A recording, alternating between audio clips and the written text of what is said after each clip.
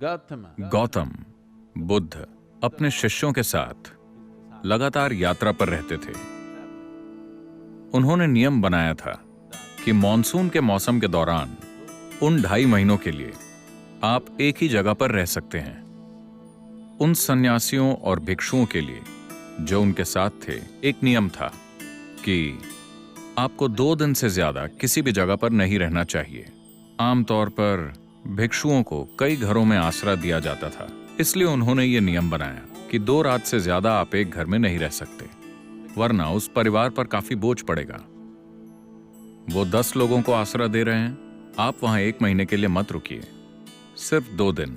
होना तो ये 1 दिन चाहिए था, लेकिन 2 इसलिए क्योंकि आप इतना लंबा सफर तय करके आए हैं, थोड़ा आराम मिल जाए।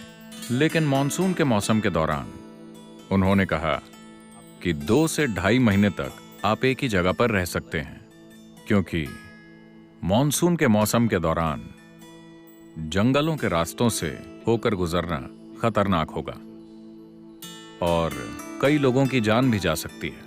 तो ये एक ऐसा ही समय था। वो एक बड़े शहर में ठहरे और वो बहुत सारे घरों में रहने लगे। भिक्षु लोगों से भिक्षा मांगने के लिए बाहर निकले। आनंद या आनंद तीर्थ, जिस नाम से उन्हें जाना जाता था, वो भिक्षु बनने से पहले गौतम के बड़े भाई हुआ करते थे। वो भी बाहर निकले। वहां शहर में एक वैश्या रहा करती थी। उसने आनंद को भिक्षा दी। उसकी तरफ देखा, एक सुंदर जवान आदमी, लंबी कद काठी। उसने कहा, मैंने सुना है कि भिक्षु कई घरों में रहने की जगह ढूंढ रहे हैं, तुम मेरे यहां आकर क्यों नहीं रहते?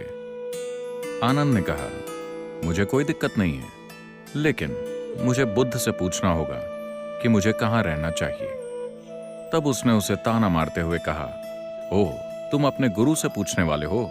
जाकर पूछो, मैं भी देखूं कि वो क्या कहते हैं। तो आनंद अपने दिन भर की भिक्षा लेकर वापस पहुंचे। गौतम बैठे थे।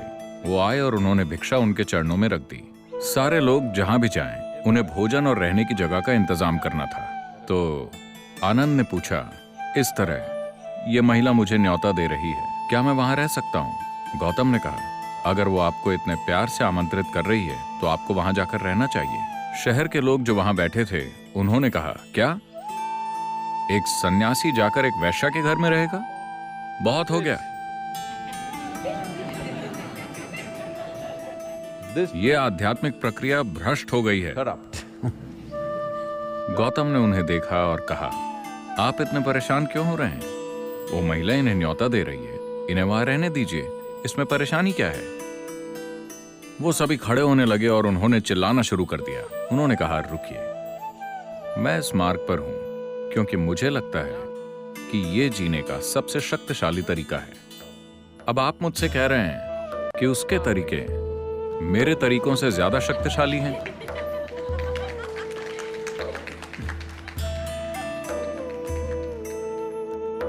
अगर यही सच है तो मैं भी जाकर उसके साथ शामिल हो जाता हूं।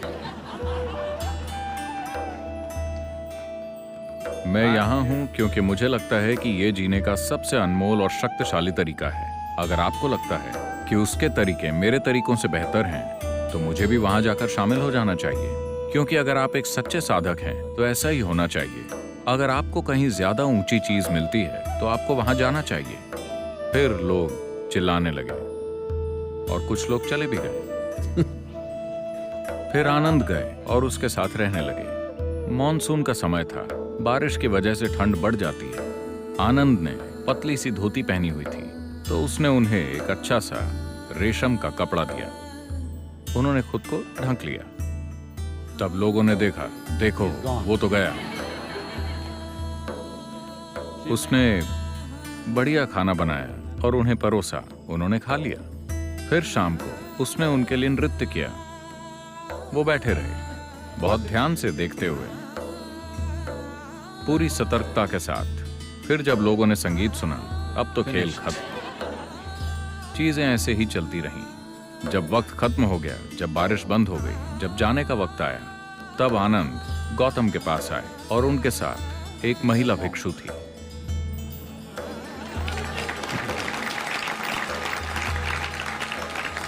तो the power of being on the path of truth has been there. सत्य के मार्ग पर चलना हमेशा से शक्तिशाली रहा है, लेकिन कई बार ये ऊंचाइयों तक पहुंचा है पर कभी मुख्य धारा नहीं बना।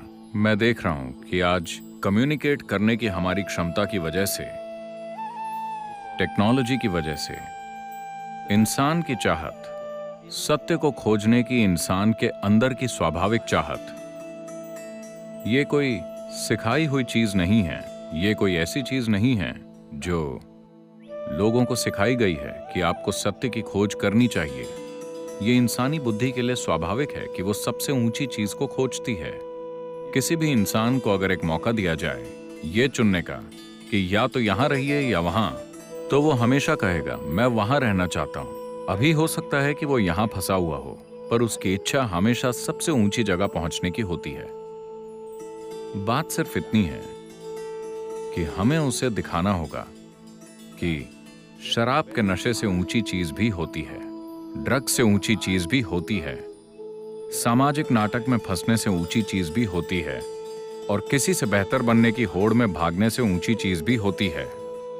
हमें बस उसे यह दिखाना होगा, हमें उसे यह समझाना होगा कि एक ज्यादा ऊंची संभावना मौजूद है। हमेशा से बहुत से ऋषि, संत, योगी और गुरु ऐसा करते आए हैं, लेकिन जैसा कि मैंने कहा, वो सज्जन लोग थे। उनके पास मेरे जैसी आवाज नहीं थी।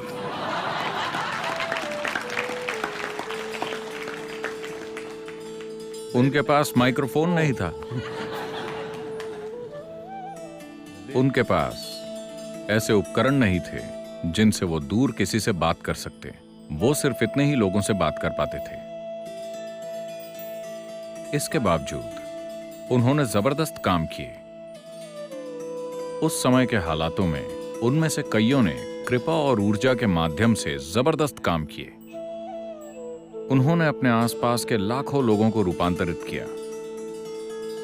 उन्होंने अपने आसपास के लाखों लोगों को सत्य के मार्ग पर अग्रसर किया और सत्य की शक्ति का एहसास कराया। पर अब वक्त आ गया है जहां कम्युनिकेट करने की हमारी क्षमता इतनी बढ़ गई है कि हम सत्य को घर घर तक पहुंचा सकते हैं। हम सच को हर किसी के दिलो दिमाग तक पहुंचा सकते हैं। इससे पहले कभी यह मुमकिन नहीं था। टेक्नोलॉजी ने हमें यह सहूलियत दी है। मुझे लगता है कि यह सत्य को मुख्य धारा बनाने का सबसे अच्छा समय है। ये सच्चे बनने को, सच जानने की अभिलाषा रखने को और सच की खोज करने को इस ग्रह की सबसे बड़ी ताकत बनाने का अच्छा समय है, क्योंकि हमारे पास ऐसे साधन हैं जो पहले किसी के पास नहीं थे।